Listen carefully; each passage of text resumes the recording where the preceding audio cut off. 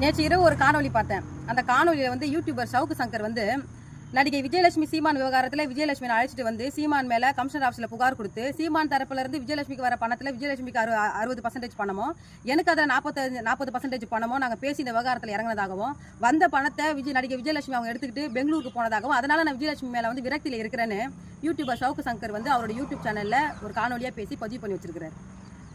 ஏற்கனவே இந்த யூடியூபர் சவுக்கு சங்கர் வந்து நீதிமன்றத்தில் இருக்கக்கூடிய பெண் ஊழியர்கள் குறித்து அவதூறாக பேசினதுக்காகவும் காவல்துறையில் இருக்கக்கூடிய பெண் காவலர்கள் குறித்து இழிவாக பேசி அவதூறு பரப்புனதுக்காகவும் புகாராகி அந்த புகாரில் கைது செய்யப்பட்டு சிறையில் குண்டர் சட்டத்தில் உள்ளே இருந்துட்டு கழி தின்னுட்டு போய் வெளியே வந்திருக்கிறேன். இந்த வருஷம் அதாவது இந்த 6 மாதம் இந்த ஜனவரி வந்துச்சுன்னா நான் பொது வாழ்க்கைக்கு வந்து 20 வருஷம் ஆகுது. நான் வந்து பொது வாழ்க்கைக்கு வந்து இந்த 20 ஆண்டு காலில் என் பேர்லையோ என் குடும்பத்தார் பேரில் எங்கேயாவது ஒரு குண்டுமணி சொத்து எங்கேயாவது வாங்கி வச்சிருக்கணும்னு யாராவது வெளியிடுங்க பார்ப்போம்.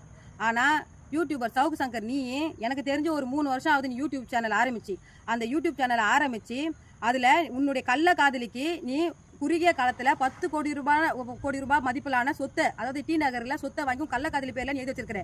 நீ யூடியூப் சேனல் ஆரம்பித்து நீ என்ன தொழில் செஞ்சுன்னு இருக்க? நீ தான் பெரிய புலனாய் என் பேரில் எங்கேயாவது என் பேர்லையோ என் குடும்பத்தார் பேரில் எங்கேயாவது ஒரு குண்டுமணி சொத்து எங்கேயாவது நாங்கள் வாங்கி வச்சுக்கிது எங்கேயாவது நாட்டு மக்களுக்கு வெளியிடறா பார்க்கலாம். நீ யாரா என்னை பற்றி அவதூறு பரப்பத்துக்கு? நீ என்னை பற்றி பேசுறதுக்கு உனக்கு என்னடா தகுதி இருக்குது? 3 நாள் சவுக்கு சங்கருக்கு நான் கெடு வைக்கிறேன். என்னையோ நடிகை விஜயலட்சுமி குறித்து பேசுனதுக்கு வழக்கு விசாரணை இருக்கிற உச்சநீதிமன்றத்திலையோ இல்லை வழக்கு பதிவு செஞ்ச வலசரவாக்க காவல் நிலையத்தில் சவுக்கு சங்கர் வந்து எங்கள் 2 பேரை குறித்து பேசுனதுக்கு உரிய ஆதாரத்தை வந்து கொடுக்கணும். அப்படி கொடுக்கலன்னா உயர்நீதிமன்ற நீதிமன்றமோ தமிழ்நாடு அரசும் தானா முன் வந்து சவுக்கு சங்கர் மீது சட்ட ரீதியான நடவடிக்கை எடுக்கணும்.